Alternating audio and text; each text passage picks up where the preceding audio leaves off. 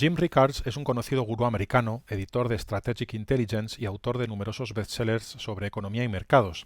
Y en este vídeo vamos a analizar su visión para 2023, para lo que queda de año, sobre la Fed, sobre los tipos de interés, sobre la inflación, sobre los mercados financieros y en particular cómo diferencia las tres diferentes narrativas o los tres diferentes cuentos, entre comillas, o historias actuales, que es el cuento o la historia que nos cuenta la Fed, cómo ve la Fed la realidad, la Reserva Federal Americana, cómo ven los mercados esa realidad y cómo ve él mismo, Jim Rickards, esta realidad.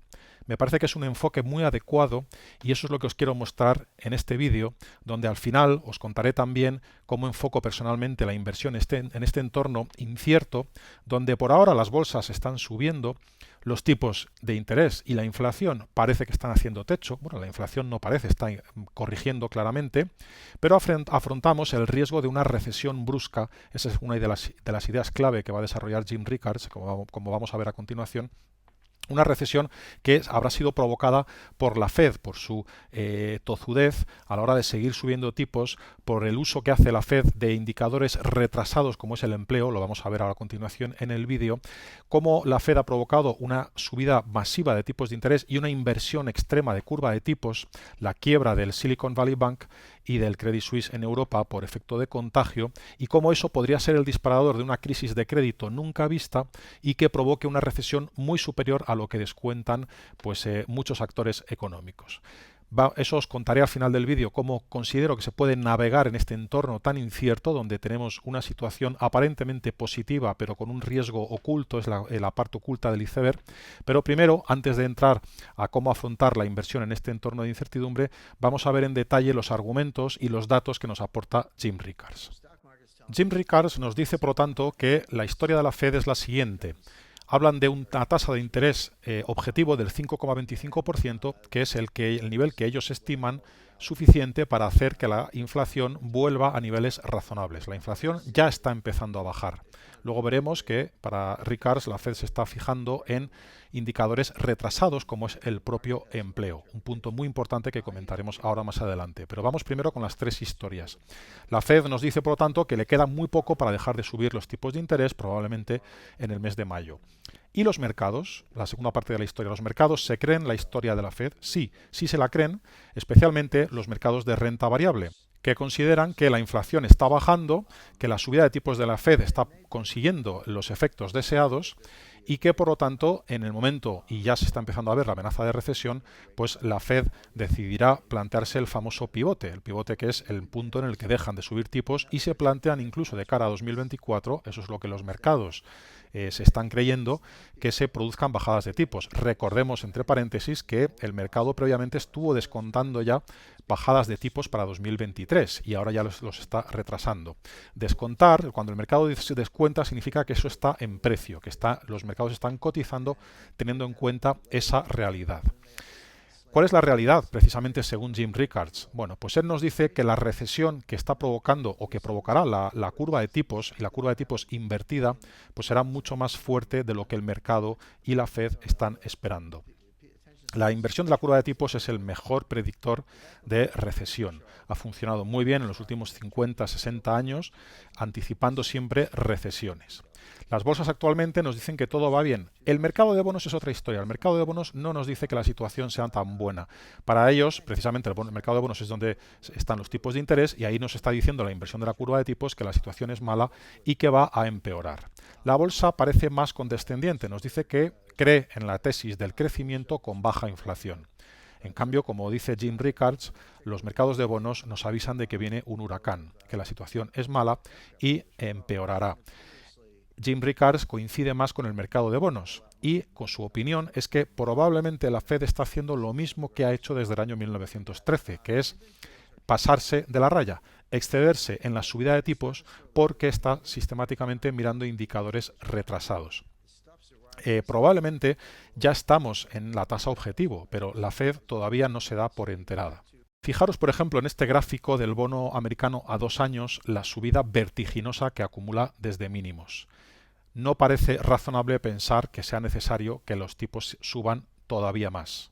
Y en este otro gráfico tenemos la evolución de los tipos de interés de la Fed pero no en términos absolutos, bueno, primero en términos absolutos y después en términos relativos, para ver la fuerza, es decir, la importancia de la subida que se ha producido partiendo de unos niveles que eran anormalmente bajos históricamente hablando. No es lo mismo subir un 5% del 5% al 10% los tipos de interés, que ahí lo que hacen los tipos de interés es doblarse, que pasar de niveles del 0,25 a niveles del 5%. Ahí no se doblan los tipos de interés, ahí se multiplican por 20, no se multiplican por 2, se multiplican por 20. Por lo tanto, lo que nos dice Jim Rickards es que la Fed se va a pasar, la inercia va a ir demasiado lejos y va a empeorar la recesión. Y por lo tanto, él descuenta que no solamente dejarían de subir tipos, sino que pivotarían e incluso anunciarían una bajada de tipos incluso en agosto de este año. Y de ser así, evidentemente lo harían por una razón mala, una mala razón que le sentaría muy mal a la bolsa. En definitiva, la tesis de Jim Rickards es que si la Fed baja tipos no será porque han pilotado correctamente el aterrizaje suave de la economía y el control de la inflación. Será porque, una vez más, como de costumbre desde 1913, se han equivocado, han apretado demasiado con la subida. ¿Y por qué lo han hecho de esta manera? Pues porque no están mirando indicadores adelantados, como puede ser la inversión de la curva de tipos, sino que miran un indicador retrasado, que es el empleo, que es el punto siguiente importante que nos comenta Jim Rickards, y especialmente, además, esto ya lo añado yo, como en ciclos inflacionarios, como el actual, que podemos comparar con el ciclo de los años 70, donde el indicador no es tan importante como la fluctuación de la inflación, que es lo que marca la pauta. Si miráis este gráfico de los años 70, donde podemos ver cómo se comporta el paro en función de dónde estamos en la recesión, que por cierto es algo que se conoce a posteriori, cuando el NBER, que es el National Bureau of Economic Research en Estados Unidos, que es el organismo oficial encargado de dictaminar oficialmente las recesiones, que la recesión es un concepto relativo, la recesión es una contracción de la actividad económica significativa. Lógicamente, cuando hay una contracción de la actividad económica, pues estamos esperando que el paro crezca, es decir, que haya una destrucción de empleo, el desempleo crezca. Bueno, pero ¿qué ocurre cuando estamos en un contexto de inflación descontrolada, como ocurrió en los años 70?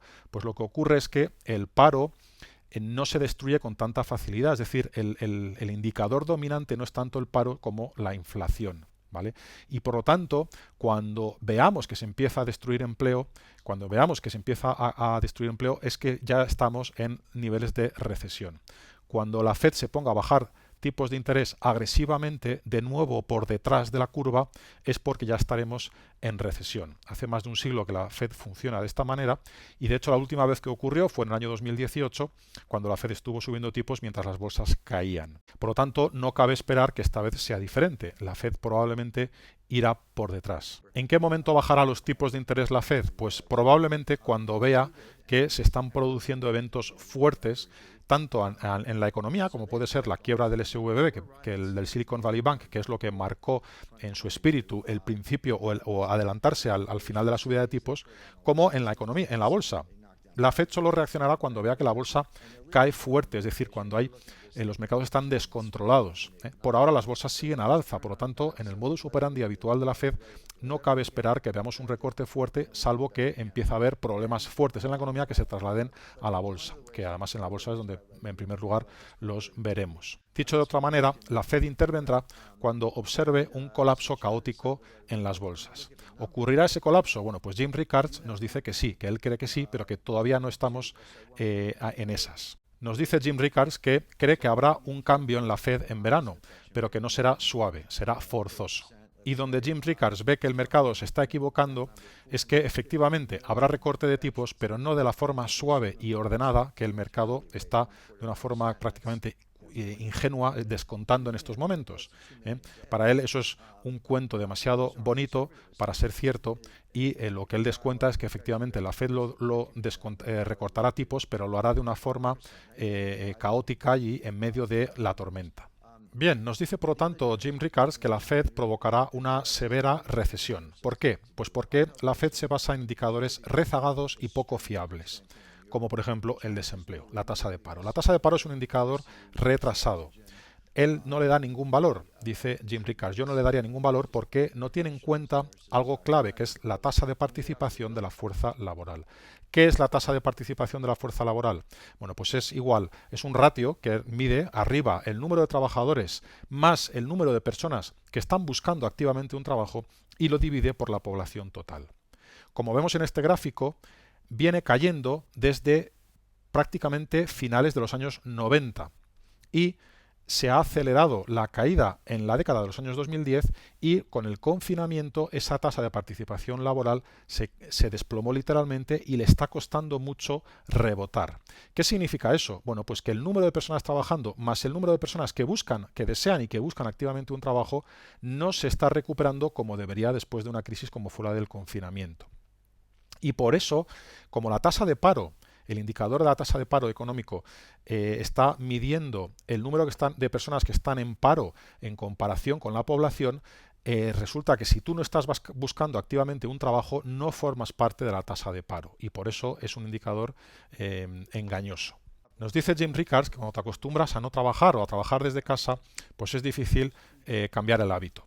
Dice que el gobierno entregó cheques a los ciudadanos americanos y en Europa ocurrió algo parecido. Dice que Trump entregó cheques de $1.400 a todos en junio de 2020, en diciembre otro cheque de $600, incluso dice que quiere recordar, eso no lo sé yo exactamente, que Joe Biden entregó otro cheque en 2021 de $1.600, además de ayudas, de subvenciones, de apoyos al crédito, etcétera. Eso pasó en Estados Unidos, ha pasado en Europa. Eso es lo que está detrás de la bajada de la tasa de participación, además de los problemas demográficos que hay tanto en Estados Unidos como en Europa. Esto provoca que hay un grupo de personas que no quieren trabajar y eso hace bajar la tasa de participación en la fuerza laboral y hace que la tasa de paro pues sea baja.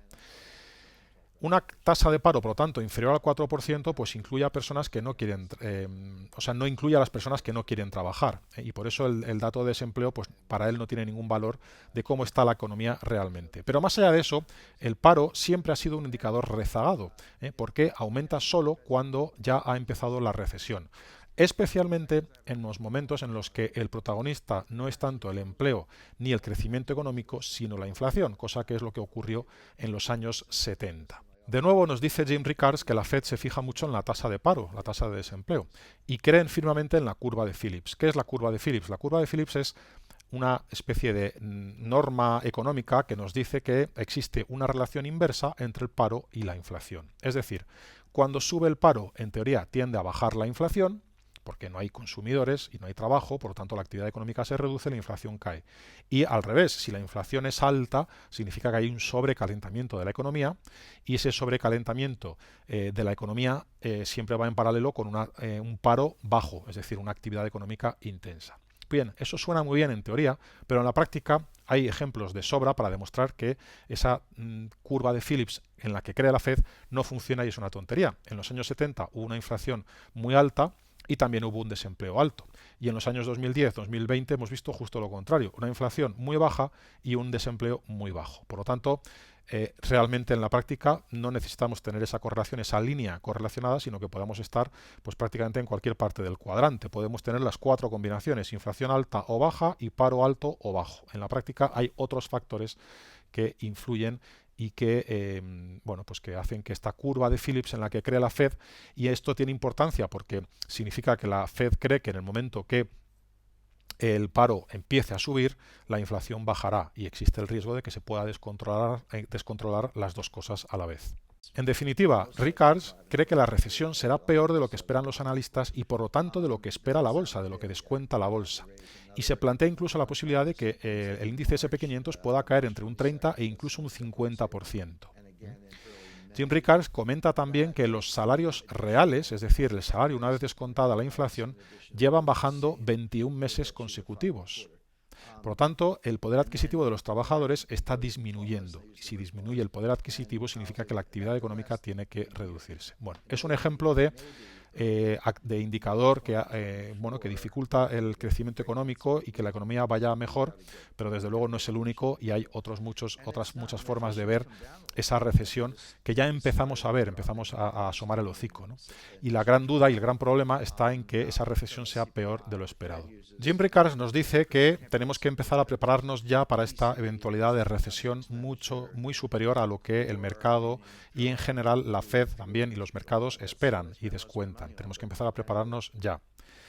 En esta tabla podéis ver una lista de valores que ha preparado JP Morgan, sobre las 30 valores que han seleccionado que estarían bien preparados, bien posicionados para afrontar una recesión. Y son valores que empezaremos a seguir en mi servicio de ideas y timing, que te invito a descubrir si no lo conoces. Os dejaré el link, el enlace en el primer comentario de este vídeo. Es el fin de la cuña publicitaria, ¿no? Una de las formas de protegerte también es utilizando opciones, cosa que planteamos en mi club de opciones, también aprovecho también para comentarlo. Pero en definitiva lo que sugiere Jim Rickards pues es que nos protejamos del riesgo de corrección y de caída significativa en las bolsas, que es principalmente de lo que él está hablando. Bien, en la primera parte del vídeo te conté que al final te comentaría cuál es mi enfoque personal para afrontar pues este entorno donde las bolsas están subiendo, donde los tipos están haciendo techo y la inflación está cayendo y sobre todo las bolsas están empezando a apuntar al alza, como vemos aquí en este gráfico, ¿no? Y las bolsas americanas, las europeas están en máximos, ¿no? ¿Cómo afronto yo la inversión? Bueno, yo siempre me guío por los gráficos como indicadores, como el algodón, como la prueba del algodón que no engaña, ¿no? El indicador precio es el más objetivo y el más difícilmente manipulable cuando hablamos de grandes índices a gran escala como este, que es el índice SP500. Siempre hay que partir, y esto es lo que hago en mi servicio del Club ICV, el Club Invierte con Ventaja, que es el mismo nombre de este canal YouTube que estás viendo, al que te invito a apuntarte si te interesa el mundo de la inversión e inviertes personalmente, para aprender a invertir y aprender indicadores que sean fiables y confiables a largo plazo. El indicador más importante o incluso la anomalía de mercado más importante es lo que se llama el momentum. Y abajo tenemos el indicador de momentum más importante que hay, que es la tasa de variación de 12 meses. Y estamos viendo aquí un gráfico en velas mensuales. Bien, por el SP500, al igual que el Nasdaq y también el Russell 2000, índices americanos, están a punto de cruzar la línea de cero y están, por lo tanto, a punto de volver otra vez a terreno positivo después de haber estado en terreno negativo desde este mes de abril de 2022 y por lo tanto estarían a punto de lanzar una señal de compra según este indicador de momentum, que veis que puede estar muchos años sin dar señal de venta a lo largo de las tendencias alcistas. Esto es muy importante. Y por eso el indicador precio nos está diciendo, en contra de lo que Jim Rickards anticipa, pero él está mirando más allá, pues que podríamos tener un rebote importante en las bolsas. Tiene sus argumentos, estos son cosas que explico en los servicios para suscriptores y también explico aquí en mi canal de YouTube, los que habéis visto vídeos anteriores. Pero es importante comprender que no es 100% seguro, hablamos de estadística, hablamos de probabilidad, no de ciencia exacta.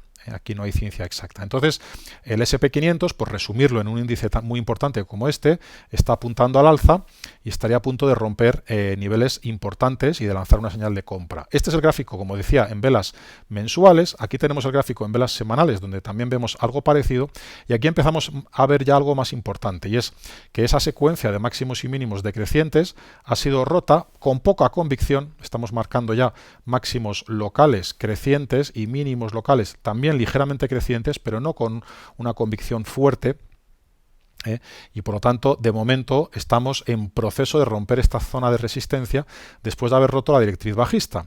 Por lo tanto, si lo miramos como lo veíamos antes en el gráfico de velas mensuales, está intentando seguir otra vez al alza. Vamos a volver al gráfico en velas semanales. Estamos en un nivel crítico que podría ser un punto de inflexión importante en las bolsas, en un punto en el que la curva de tipos amenaza con recesión importante. Si esa recesión se materializa, pues tendríamos el gran riesgo de poder volver a tener una vuelta a mínimos, que es de lo que está hablando Jim Rickards.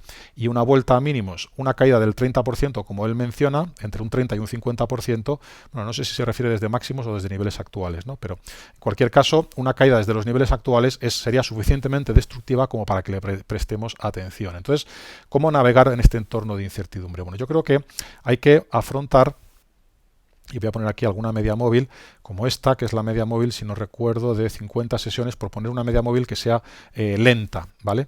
Que las medias móviles son los indicadores más simples que hay y por eso son importantes.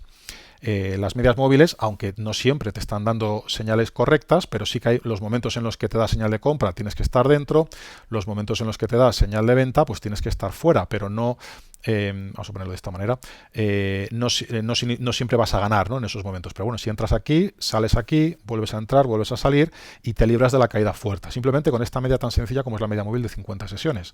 Aquí vuelves a entrar, vuelves a salir, no has ganado nada porque esto no era más que un rebote, la tendencia bajista continúa, vuelves a tener aquí entradas y salidas. Bueno, yo lo combino con criterios chartistas y aquí estamos en otro punto en el que estamos potencialmente en una situación de ruptura al alza, pero con el riesgo, si se produce un cambio de tendencia, de poder asistir a una corrección importante. Es decir, en definitiva, si el indicador precio desde los niveles actuales nos indica peligro, y esto nos lo va a indicar de una forma relativamente transparente y sencilla si el S&P 500 empieza a caer otra vez por debajo de los 4.000 puntos. Rompería la media móvil de 50 sesiones y rompería este nivel de aquí, que es un nivel de soporte importante por debajo de los 4.000 puntos, como digo, sería una indicación de peligro, antes incluso de romper siguientes niveles de esta directriz de tendencia alcista que tenemos a corto plazo y el siguiente nivel de soporte que sería aquí en torno a los 3.975 puntos y el siguiente en 3.920. O sea, una zona con tres niveles importantes de soporte, primero la media móvil, luego niveles horizontales de gaps alcistas y luego la directriz alcista. Un giro otra vez por debajo de estos niveles en el S&P 500, habiendo formado aquí una especie de techo redondeado, una especie de nuevo máximo local y máximo por debajo del nivel anterior, pues sería una indicación de peligro y eso es lo que activaría ese escenario del que habla Jim Rickards. ¿De acuerdo?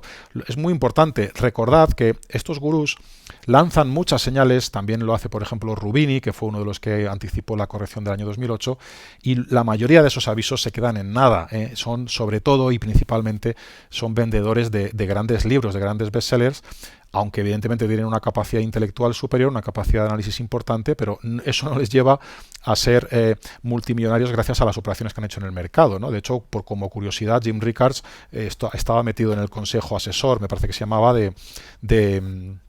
el famoso fondo LTCM que quebró en 1998 y hizo tambalear las finanzas mundiales. Tuvieron que intervenir los bancos centrales para remediar esa quiebra que corría el riesgo de provocar efectos en cadena incontrolables, ¿no?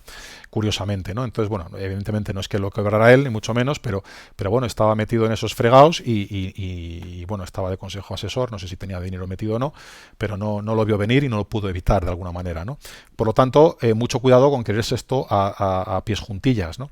Pero sí que es un escenario interesante, que me parece atractivo, que debemos de tener en cuenta, y para mí es un escenario de fondo, son unas informaciones que muchas de ellas ya las sabíamos, el tema del empleo como indicador adelantado, el tema del tipo de interés, digamos, objetivo de la Fed, el posible pivote, la tasa de participación de la fuerza laboral, los famosos JOLTS, son argumentos que más o menos conocemos y que no impiden, como digo, que el mercado pueda continuar al alza. Para mí, la monitorización de cerca de estos movimientos en los índices y también de la amplitud de mercado, que es algo de lo que hemos estado hablando recientemente, que es de lo que he hablado en mi blog, son indicadores de peligro y lo que nos falta, en todo caso, es vigilar el momento en el que el gráfico nos esté confirmando y nos esté indicando efectivamente aquí hay algo que no va, que se está torciendo y podríamos tener después de este rebote relativamente suave un giro otra vez a la baja por debajo de esta directriz de tendencia y una vuelta a un entorno de peligro, después de un rebote que realmente está durando bastante tiempo.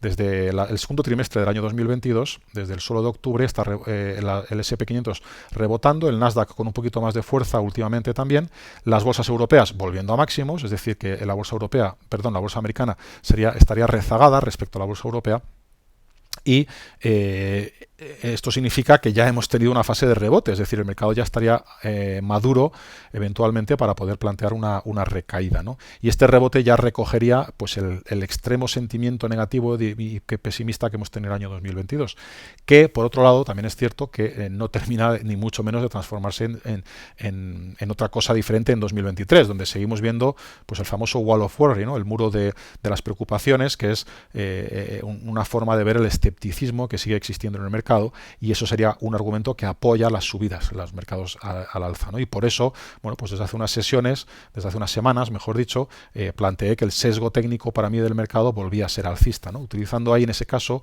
también medias móviles más reactivas, como puede ser la media móvil de 20 sesiones, que nos está indicando señales más volátiles, más erráticas, pero igualmente válidas, ¿eh? Pues que cada vez que la media móvil da una señal de compra o de venta, algunas son falsas como estas, igual acabas entrando y saliendo y te dejas ahí un porcentaje, pero hay otras de ellas en las que son rentables, incluso si operas a la baja, pues mucho mejor, y vuelves a entrar en ciclos más o menos correctos, ¿no? Entonces, en el momento que la media móvil y los indicadores diversos te dan señal de compra, pues puedes volver al mercado, y si no, pues en cuanto luego vuelva a haber peligro, merece la pena curarse en salud, porque volviendo al gráfico de velas semanales de medio plazo, si la crisis realmente estamos solamente en un primer escenario, esto lo comentaré en algún otro vídeo, pues esto sería una primera fase correctiva, un rebote que hemos tenido en los últimos meses, y en la medida en que los efectos de la subida de tipos y de la inversión de la curva de tipos se empiecen a notar en el mercado, podríamos tener un nuevo tramo bajista, ¿eh? Y eso sería pues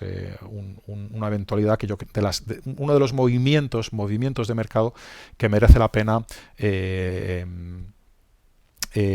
intentar librarse, ¿no? Porque al final de eso vivimos a largo plazo, ¿eh? Si el mercado se va a caer un 30%, pues nuestro objetivo, si podemos librarnos de un 20%, ya hemos triunfado y estamos frescos y listos para poder disfrutar posteriormente de un rebote más importante en el mercado. Bueno, siempre pensando en el riesgo, ese es el enfoque de mis servicios para inversores, el foco puesto en cuestiones de gestión del riesgo, de gestión de emociones, que son lo que a la postre va a marcar la diferencia, y no el hecho de que en un momento dado apuestes a cara o cruz a que el mercado va a subir o va a bajar en base a unos indicadores mágicos que no existen y que por lo tanto pues siempre nos exigen que nos adaptemos al entorno caótico que son los mercados financieros.